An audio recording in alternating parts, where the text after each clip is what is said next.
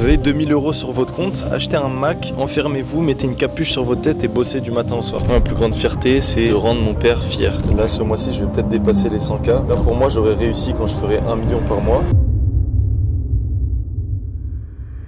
Est-ce que tu as une routine dans ta vie d'entrepreneur qui t'aide à rester focus? En vrai, pour moi, la routine, c'est du bullshit, tu vois. Tu as envie de travailler, tu te réveilles, tu travailles, que tu te réveilles à 8h ou à midi. Tu dois enchaîner 8 heures de travail, tu vois, si tu as envie de scaler. Tout ce qui est routine, etc., ça, c'est ce que tu mets en place une fois que tu as réussi, que tu gagnes déjà plusieurs millions par mois, etc.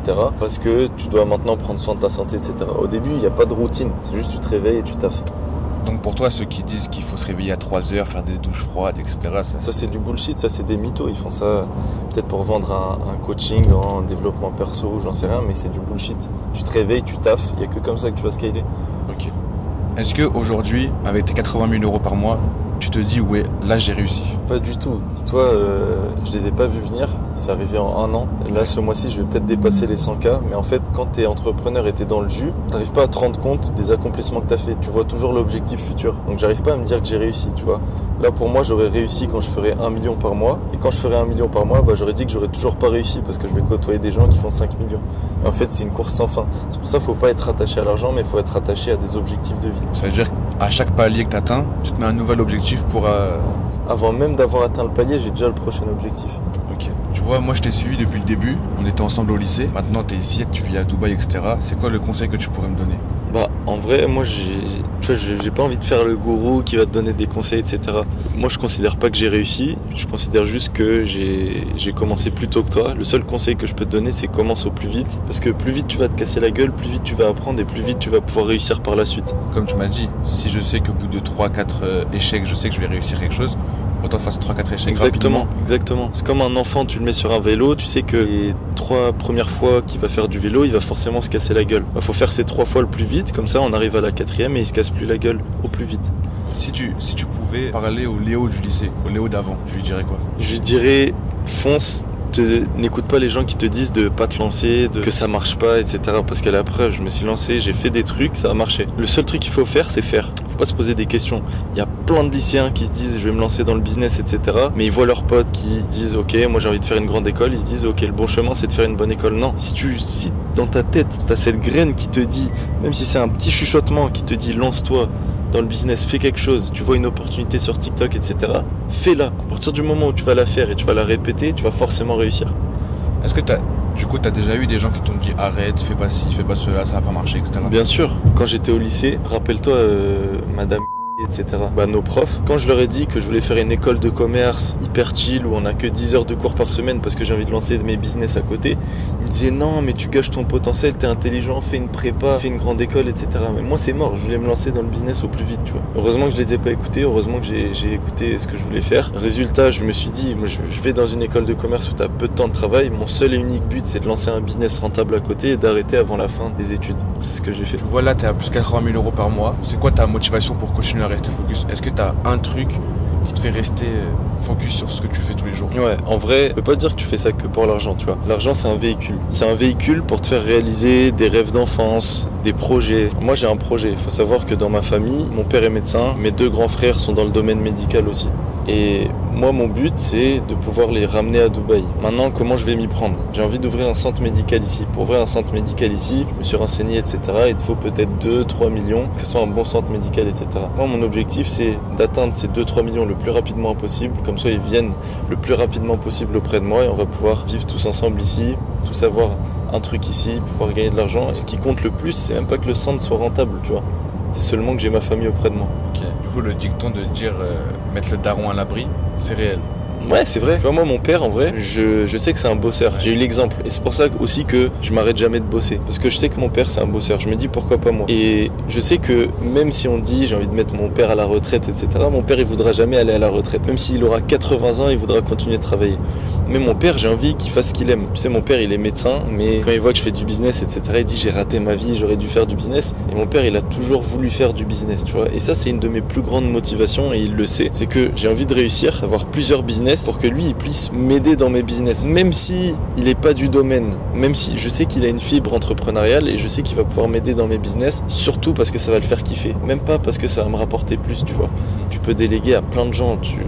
J'ai une équipe formidable, tu vois. J'ai trouvé des A-players de partout. J'ai vraiment des personnes compétentes qui m'entourent. Moi, si je veux que mon père m'aide dans mes business, c'est seulement pour le faire kiffer, pour que ça lui fasse une deuxième vie, une deuxième carrière, tu vois. Est-ce que tu penses que la vie à Dubaï, ça va lui aller, ça, ici? Ça va lui aller? Oui. Ouais, mais dis-toi, j'ai ramené toute ma famille ici il y a 2 mois. Ils ont adoré. Ils ont dit, pourquoi on vit en France, tu vois. Maintenant, c'est pas facile de déménager du jour au lendemain quand t'as déjà une vie, etc. Moi, j'ai 21 ans, c'était trop simple. J'ai juste à venir. C'est là que je commence ma vie.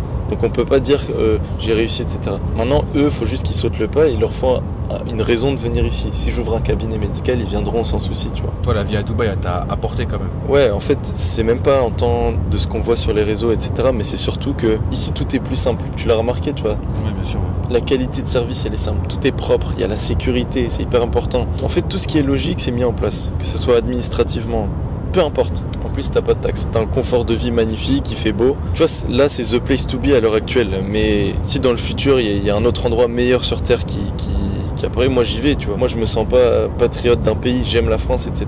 C'est là où je suis né, c'est ma culture. Mais j'appartiens à aucune terre. Je veux dire, si le meilleur endroit du monde, ça serait en Amazonie, bah j'irai en Amazonie, tu vois. Tu qualifierais Dubaï du meilleur endroit sur Terre pour quelqu'un comme toi? Même pas pour quelqu'un comme moi, pour n'importe qui. Ok. C'est quoi aujourd'hui là? Tu es à Dubaï, etc. C'est quoi pour toi ta plus grande fierté?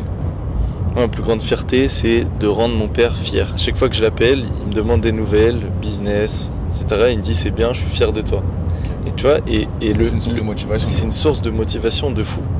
Le fait qu'il soit fier de moi, le fait que je puisse lui apporter, le fait aussi qu'il ait peut-être un espoir en moi, tu vois. Ouais.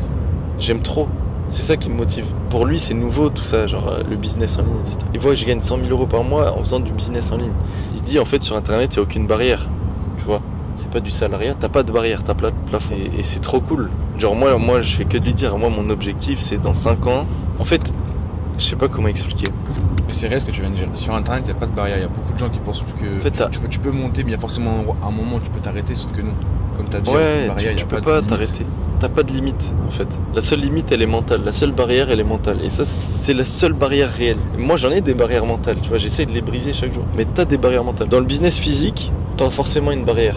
Oui, la localité, les gens autour, la concurrence, etc. Voilà. C'est pas la même chose. Si tu fais un business physique, tu peux pas shipper trop, tu peux pas ouvrir beaucoup trop de magasins parce qu'il n'y a plus de place, etc. Business en ligne, en fait, tu peux toucher chacune des personnes sur Terre. Parce qu'à l'heure actuelle, à part dans les pays hyper pauvres, mais dans tous les cas, ils n'ont pas de pouvoir d'achat, tout le monde a un téléphone, tout le monde a accès. Tu fais ton marketing sur... C'est pour ça, moi, je dis la création de contenu. Et puis, c'est gratuit de faire de la pub. Avant, tu devais payer des milliers d'euros par mois pour juste afficher ta marque, ton logo sur un panneau sur la route, tu vois. Maintenant, tu crées une vidéo sur TikTok, elle peut faire 1 million de vues, tu touches 1 million de personnes. Va toucher 1 million de personnes en mettant un panneau dans la rue. Ça va te prendre des semaines. Maintenant, en postant un TikTok, en 2 jours, j'ai 1 million de vues, tu vois. C'est vrai. Donc pour toi, le skill à apprendre en 2025, c'est la viralité sur les réseaux. En fait, c'est un cheat code, je te parle sérieux.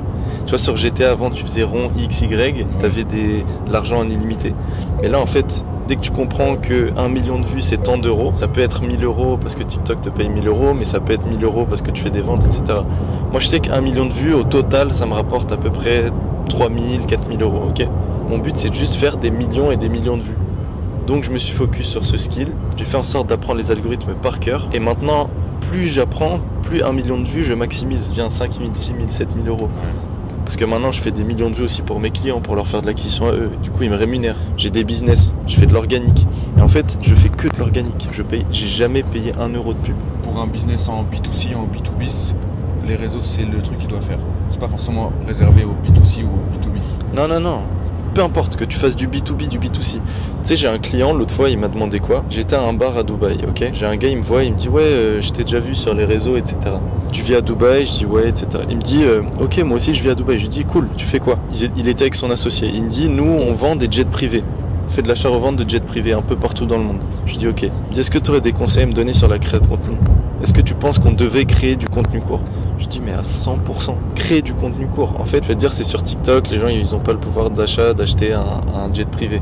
Mais sur ces 1 million de vues, tu auras forcément une personne qui a envie d'acheter un jet privé ou bien une personne qui connaît une autre qui a envie d'acheter un jet privé. Tu auras un client, tu as fait 1 million de vues, tu vends un jet privé, ça coûte combien un jet privé? 2-3 millions d'euros, tu te fais 3 millions d'euros en une vidéo TikTok. Alors que si tu crées pas de contenu, bah, tu n'auras pas cette source d'acquisition gratuite, tu vois. C'est vrai, c'est vrai. Mais moi c'est toi qui m'as dit de créer du contenu. À la base, moi j'avais zéro présence sur les réseaux. Depuis je crée du contenu, je suis pas vraiment régulier, mais tu me dis d'être régulier. Ouais. J'ai des clients qui T'as viennent des clients, alors que je voilà. fais rien, Tu fais rien. prospecte pas. À l'époque, tu vois, tu payais des milliers d'euros pour faire des campagnes mail, pour acheter des bases de données. Maintenant, crée du contenu. Tu crées du contenu, tu auras forcément des gens qui vont venir. Maintenant, il faut être bon en stratégie de contenu, il faut savoir quel type de contenu créer. Et voilà, tu vois. Et puis, l'excuse des gens qui disent j'ai pas envie de montrer ma tête. D'une part, ça peut être compréhensible, mais de deux, non, tu peux pas prétendre à vouloir faire de l'argent en ligne sans montrer ta tête, premièrement. Après, il y a une solution.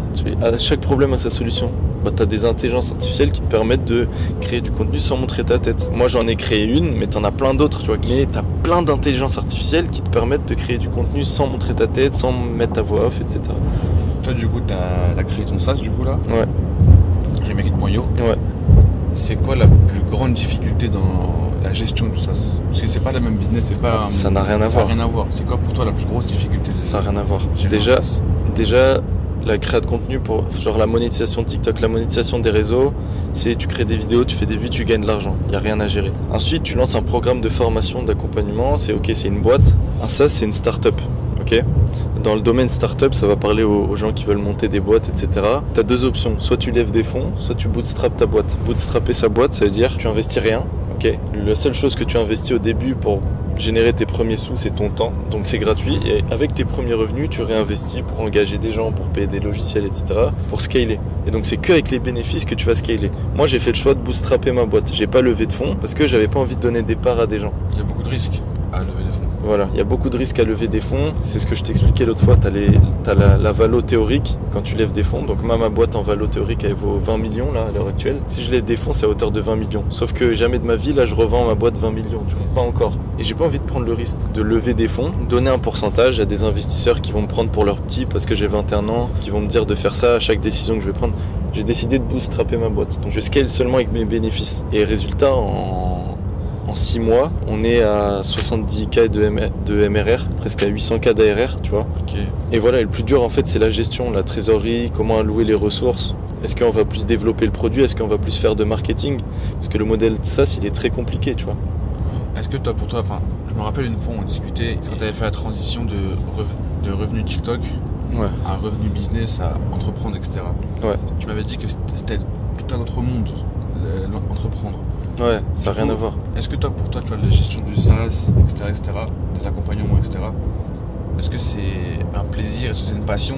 C'est une passion. T'aimes vraiment faire ce que tu fais? J'adore ce que je fais. Genre ça me fait apprendre beaucoup de skills, tu vois. Deuxièmement, je crée de la valeur énormément. Genre je vois que je rends des gens hyper satisfaits. Genre j'ai des clients qui m'envoient des messages, qui sont trop contents, qui changent leur vie, qui génèrent ne serait-ce que 400, 500 euros par mois de plus, tu vois. Mais ils sont trop contents. Ça leur permet de faire des sorties avec leurs enfants, ça leur permet plein de trucs. Enfin, je fais marcher l'économie aussi. Genre, j'ai plus de 25 personnes que je paye à la fin de chaque mois, tu vois. Ouais, c'est vrai. Ces personnes, je les fais vivre. Et ça, en fait, c'est des trucs auxquels tu penses pas avant de commencer, mais quand t'es dedans, tu sens que t'as des responsabilités. Ça veut dire, moi, je peux pas avoir la prétention un matin de me lever et de me dire, aujourd'hui, je veux pas travailler, tu vois. Parce que si je travaille pas, bah, j'ai les 25 personnes que je paye à la fin du mois qui vont pas être payées, tu vois. Et je peux pas me dire ça. En fait, c'est une motivation constante. D'ailleurs, ceux qui sont intéressés, vous pouvez regarder sur le lien qui est dans la description. Je vais vous mettre un accès à mon intelligence artificielle et je vais vous mettre aussi un lien pour pouvoir postuler à mon programme d'accompagnement. Tu vois, moi, je suis venu là, genre, à Dubaï pendant 10 jours. Je te rejoins, etc. Tu me fais découvrir la ville, ton quotidien, comment travailler, etc. Tu m'as même beaucoup aidé, tu m'apportes de la valeur, etc. Ouais. Même moi, dans mon business, j'ai pu mettre des choses en place, etc. Est-ce que tu conseillerais aux gens du coup, de venir ici, même pour, comme moi, 10 jours, pour tenter l'expérience, voir ce que ça fait de vivre ici et de... En vrai, faut pas... Regarde, je vais te dire un truc que personne n'a dit. Faut pas croire que Dubaï, c'est une ville miracle. ok? Il faut d'abord avoir la bonne mentalité avant de venir vivre ici, ok? Toi, venir 10 jours, rien que venir 10 jours, ça t'apporte beaucoup parce que je suis là, je suis ton pote d'enfance, tu viens me visiter, t'as déjà un entourage ici, ok? Un mec, il se dit, ok, je vais venir ici. Certes, tu peux venir ici, ça va t'augmenter tes standards, mais t'as pas besoin. Et d'abord, un déclic, va dans le café le plus cher de ta ville, tu vas déjà côtoyer des gens qui sont déjà riches, qui ont déjà réussi, tu vas t'imprégner de ce qu'ils font, etc. Pas obligé de venir à Dubaï. Tu vois. Autant prendre quelque chose, te former toi-même, t'apporter un skill, une connaissance, etc. Exact, tu payes un mastermind, etc. Mais après, si t'as l'occasion de venir, bien sûr, je te le conseille, tu vois. Okay. Tu vois, nous, on a grandi dans la même ville et je sais plus hier ce que tu me disais, tu te rends pas compte, toi, de ce qui t'arrive, je sais pas quoi. Et pourquoi tu me disais ça? Parce que comme à chaque objectif atteint, tu te dis, bon là, j'ai fait 50K. De toute façon, il y a l'erreur, j'ai fait 50K, là je vais faire au prochain objectif 100K. Ouais. On est le 27 novembre et j'ai fait mon premier mois à 50 000 euros, les amis. Là, j'ai envie de me poser et de me dire, c'est bon, je l'ai fait, j'ai fait 50 000 euros en un seul mois. Et c'est pas une fin, il y a juste mon prochain objectif qui s'est fixé, les 100 000 euros en un seul mois.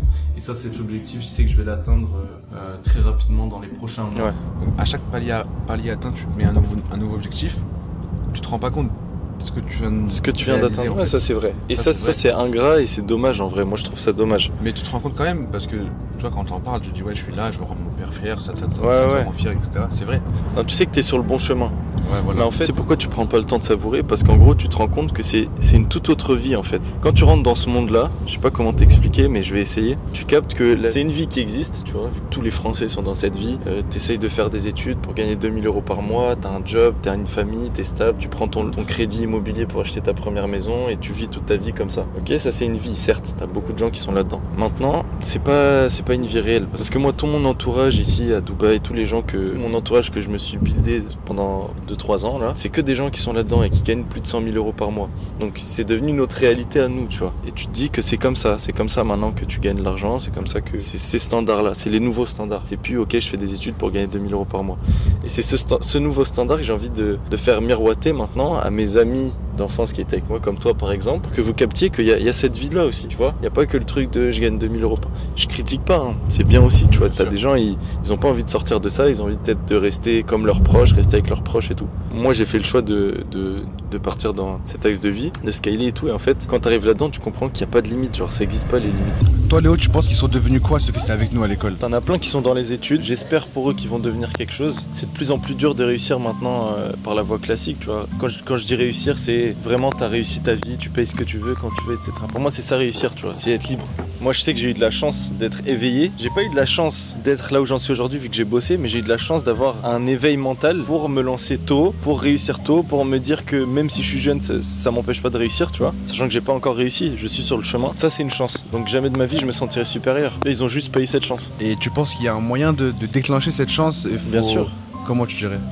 Moi, depuis que j'ai 14 ans, je rentre des cours, je joue pas à Fortnite. Je regarde des vidéos de développement personnel, des vidéos de Luc Bellemare, des vidéos de Tony Robbins, de plein de gens hyper connus aux States, même en France, tu vois, Yomi, etc. Ce qui fait que je développe mon mindset, mon esprit entrepreneurial, etc. Et c'est comme si tu regardes le foot tous les jours. Il y a bien un moment où tu vas avoir envie de jouer. Voilà, c'est la même chose. Je regardais ça tous les jours. Il y a bien un moment où j'ai dit, bon, là, c'est mon moment de me lancer, tu vois. Donc, la consommation de contenu qui est en rapport avec l'entrepreneuriat, etc., c'est important beaucoup. Quand même. Maintenant, sur YouTube, t'as tout. T'as plus d'excuses, tu vois. Tu peux pas te dire j'ai pas accès à l'information ou bien il me faut la formation de lui mais j'ai pas 1000 euros pour l'acheter, etc. Déjà, tout le monde a 1000 euros sinon t'aurais pas un iPhone. Deuxièmement, même 100 000 euros avec tout le contenu qu'il y a déjà gratuitement sur YouTube, tu peux te former, tu peux avoir accès à toutes les infos du monde à l'heure actuelle. Pour te lancer, sur YouTube, tu as accès à toutes les infos qu'il te faut pour te lancer. Après, quelqu'un qui est dans un stade bien plus élevé, par exemple, qui gagne déjà 100 000 euros par mois, les infos qu'il va chercher sur des trucs beaucoup plus complexes, il les trouvera pas forcément sur YouTube, mais il devra payer des consultings. Mais pour te lancer, t'as jamais besoin d'une formation, t'as jamais besoin d'un truc payant. Sur YouTube, t'as tout. Une formation, ça te sert juste de gagner le temps de rechercher, etc. T'as un truc condensé où t'as toutes les infos que tu cherches. T'as pas besoin de faire ce travail de recherche. Ok. Et toi, du coup, dans ta niche, du coup, la TikTok Money, etc., est-ce que tu pourrais faire une formation gratuite un jour sur YouTube ou pas? C'est prévu. J'ai prévu de faire une formation gratuite parce que ça, c'est un business qui se répand de plus en plus. J'ai été un des premiers à en parler en France. Mais c'est un business où tu as juste à créer du contenu, le poster et gagner de l'argent parce que TikTok te rémunère 1 euro à chaque 1000 vues que tu vas faire. Donc ce business il est de plus en plus répandu, j'ai pas envie que des gens vendent des formations pas qualitatives, etc. où les gens vont pas percer. Je vais donner toute la valeur, tout ce que je sais gratuitement sur YouTube, sur ma chaîne YouTube Grindars. C'est quoi pour toi la qualité qu'un entrepreneur doit avoir dans sa vie pour réussir? C'est la soif d'apprentissage. En fait, si tu as la soif d'apprentissage, tu pourras acquérir toutes les qualités. Parce que tu vas toujours être à l'écoute, même un serveur indien, je peux apprendre de lui. Je te jure que c'est vrai. Il peut m'apprendre en termes d'intelligence émotionnelle, de politesse, de plein de trucs, tu vois. Tu peux apprendre de tout le monde. Quoi qu'il arrive, quoi que tu regardes. C'est quoi ton premier investissement dans ton business? Alors, dis-toi, j'ai gagné mes premiers 2000 € quand j'ai découvert la monétisation TikTok. La première chose que j'ai fait, c'est d'acheter un iPhone, le tout dernier iPhone. C'était un iPhone 15 Pro à l'époque, parce que j'avais un iPhone 11, que toute la journée, je créais des vidéos sur mon téléphone pour TikTok et que ça faisait que de bugger. Je me suis dit, écoute, si j'achète le meilleur iPhone, je vais pouvoir créer beaucoup plus de vidéos, gagner beaucoup plus d'argent. Donc j'avais que 2000 € sur mon compte, j'ai acheté un iPhone à 2000 € et résultat, ça a bien marché. Parce que moi je me rappelle, quand tu l'avais acheté, tu m'as appelé. Ouais. T'as quand j'ai acheté ça, regarde. Moi je t'ai dit, mais t'es fou, t'as gagné 2000 €, t'as acheté un téléphone à 2000 €. Tu vas faire quoi avec ça? Mais non, mais c'est mon outil de travail, je suis obligé de l'avoir. En fait, si j'ai pas ça, j'arrive pas en fait. Et résultat, un an plus tard, t'as fait quoi toi? Il a gagné ses premiers 2000 €, il a acheté un nouvel ordi. Un ordi, ouais, c'est un vrai. ordi. Il avait pas d'ordi, ouais. Il a acheté un Mac direct. En plus, tu m'as dit, moi je t'ai envoyé ça, je t'ai dit, ouais, est-ce que tu penses que je devrais l'acheter, etc. Tu m'as dit, fonce, te pose même pas de questions, ouais. C'est un investissement. Prends ça comme un investissement. C'est le meilleur investissement. Ouais, voilà. Vous avez 2000 € sur votre compte, cherchez pas à faire un voyage qui va changer votre vie, etc. Achetez un Mac, enfermez-vous, mettez une capuche sur votre tête et bossez du matin au soir. Vous allez les rentrer.